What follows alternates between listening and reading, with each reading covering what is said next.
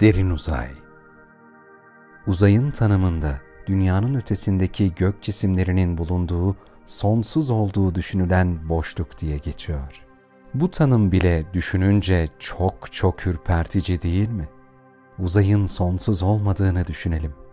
Ne olabilir gözle görülemeyen gizemli bir son? Bir duvar mı? Öyle olduğunu düşünsek bile her duvarın arkasında ya da içinde bir boşluk veya bir gizem olması gerekmiyor mu? Uzay yoksa bir hayal mi? Her baktığımızda farklı cisimleri gördüğümüz. Gözlemleyebildiğimiz evren, galaksimizi merkez aldığımızda 46,6 milyar ışık yılı yarıçapında bir daire, yani bildiğimiz kadarı 93,2 milyar ışık yılı çapında bir küre. Peki ya gözlemleyemediğimiz kısmında ne gibi gizemler saklı? Düz bir arazide gözlerinizi en ileri dikerek bakın. Ne kadar uzağa görebiliyorsanız gelişen teknolojilere rağmen gözlemleyebildiğimiz tam da o kadar. Ya geriye kalan kısım? Çoğu galaksinin merkezinde son derece yoğun yıldız kümeleri bulunur. Galaksilerin çekirdekleri küçük, yaklaşık bir ışık yılı genişliğinde olmakla beraber inanılmayacak derecede büyük yıldız yoğunluklarına sahiptirler. Örneğin Andromeda galaksisinin merkezindeki yıldız yoğunluğu, Güneş civarındaki yıldız yoğunluğundan 1 milyon kez daha fazladır.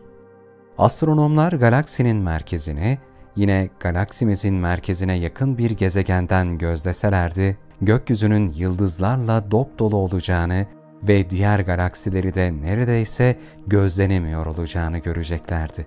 Yıldız, ağırlıklı olarak hidrojen ve helyumdan oluşan, karanlık uzayda ışık saçan, gökyüzünde bir nokta olarak görünen plazma küresidir. Bir araya toplanan yıldızların oluşturduğu galaksiler, gözlemlenebilir evrenin hakimidir. Dünyadan çıplak gözle görülebilen yaklaşık 6.000 dolayında yıldız vardır. Ve Dünya'ya en yakın yıldız, aynı zamanda Dünya üzerindeki yaşamın kaynağı da olan Güneş'tir.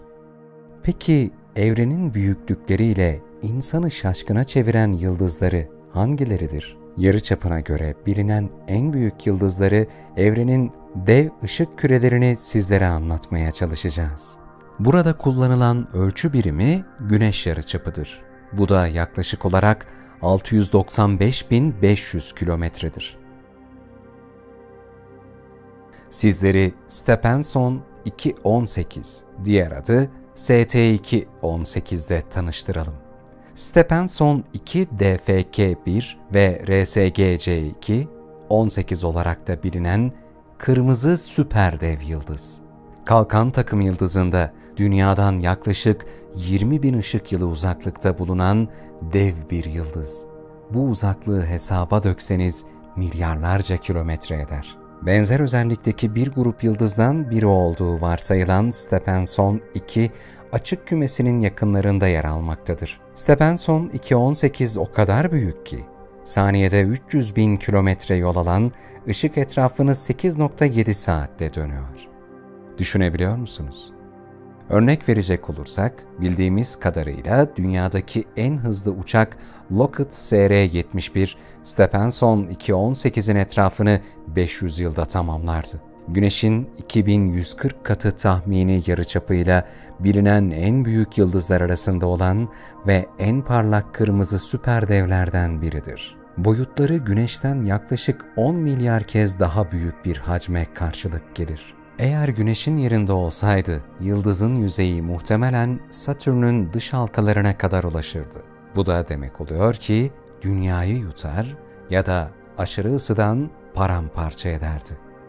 Stephenson 2, 1990 yılında Amerikalı astronom Charles Bruce Stephenson tarafından derin kızılötesi bir araştırmayla elde edilen verilerde keşfedildi. Aynı zamanda her biri birden fazla kırmızı süperdev içeren Stukum'daki birkaç büyük açık kümeden biridir. Yıldızın uzaktaki konumu, anormal derecede yüksek parlaklığı ve biraz atipik düzgün hareketi nedeniyle Stephenson 2'nin bir üyesi olarak kabul edilmedi.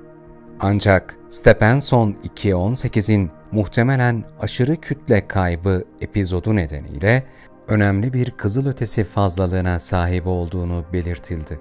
Sonuç olarak yıldızın muhtemelen kırmızı bir hiperdev olduğunu söyleyebiliriz. Bu azgın yıldızlar evrendeki en parlak yıldızlardır. Aşırı büyük kütleleri nedeniyle ışıma güçleri Güneş'in birkaç yüz bin katı kadardır. Parlak süperdev yıldızların iki özelliği vardır: hızlı, aşırı büyük kütle kaybı ve devasa ışıma gücüdür.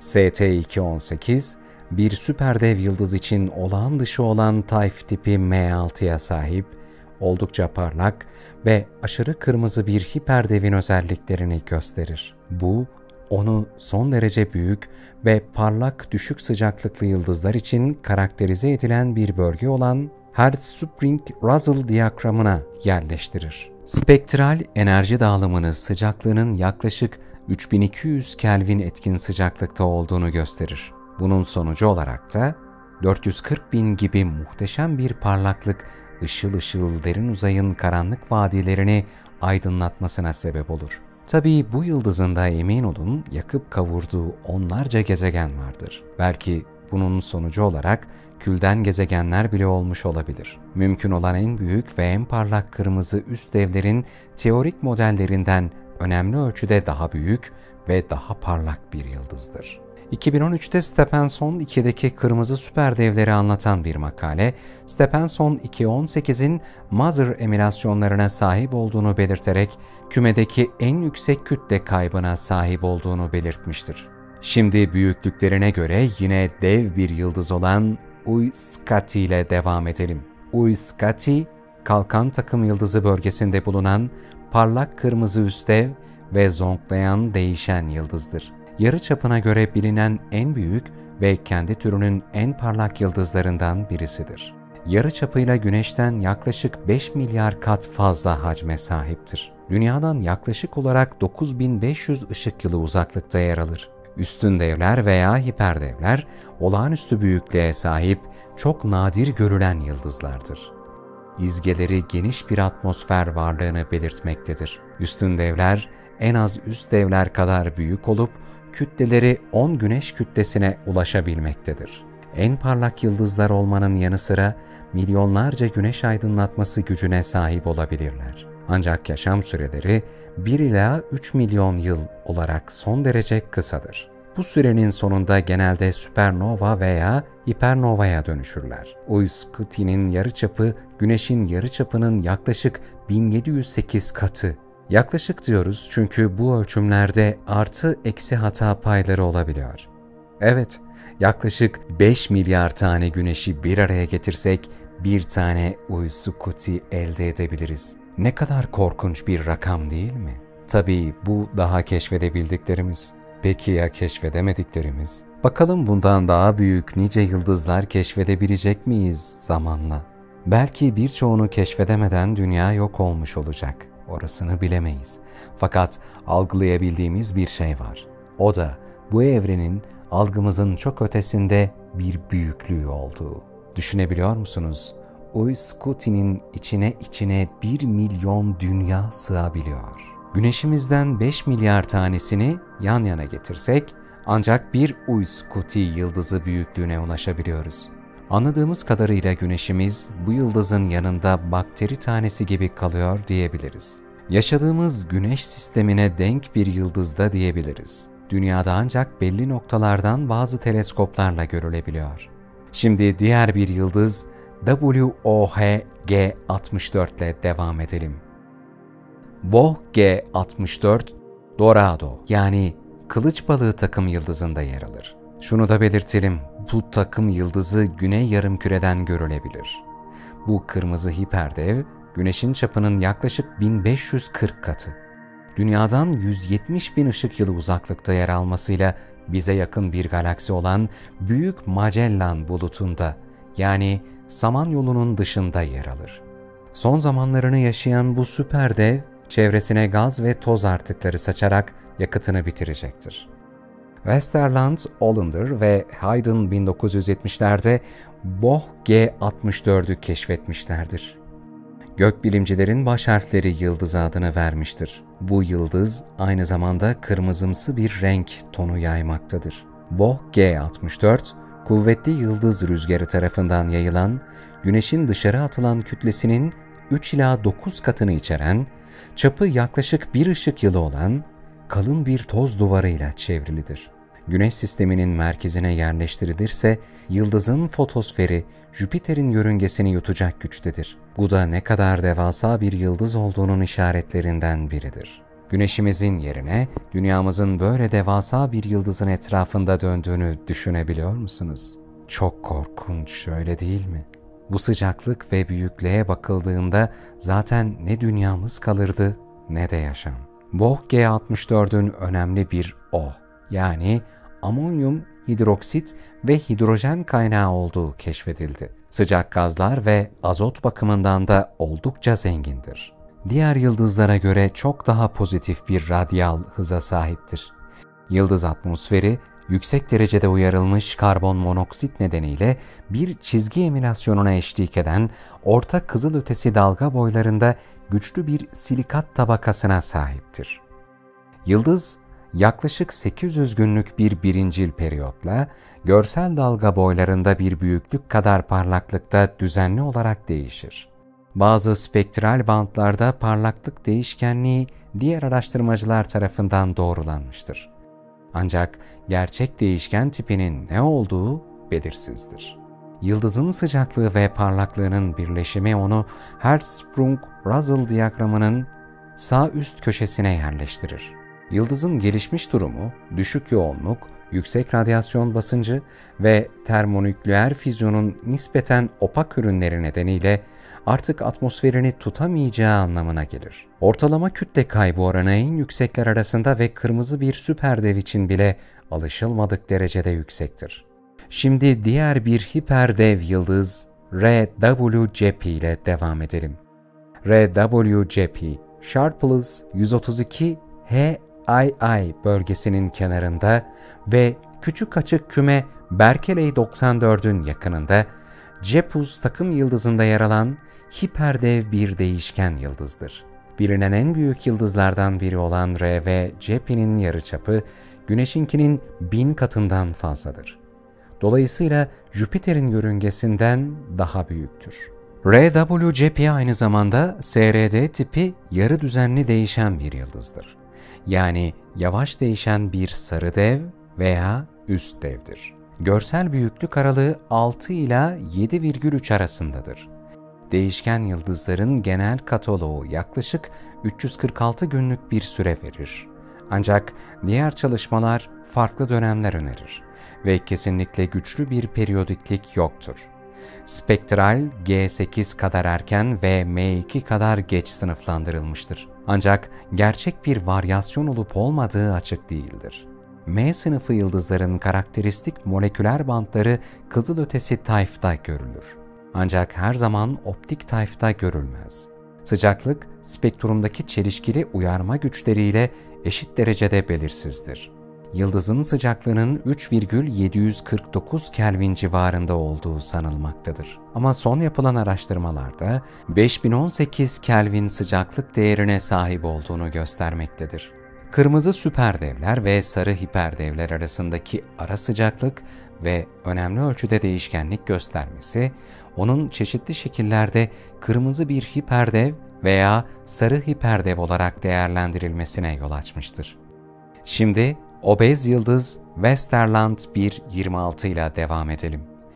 Bu yıldıza obez deme sebebimiz yıldızın kütlesinin çok yoğun oluşudur. Yıldızın yarıçapı yaklaşık olarak 1 milyar 64 milyon 880 bin kilometredir. Bu boyut tamamen gerçek ve inanılmaz bir aralıktır. Yıldız, Güneş'in çap olarak yaklaşık 1,530 katı büyüklüğündedir. Güneş ile Dünya arasındaki uzaklık 1 AB yani 149 milyon 600 bin kilometre. Bu yıldızımız yaklaşık 7 AB yarıçapa eşittir. Yani çapı Dünya ile Güneş arasındaki mesafenin 14 katı.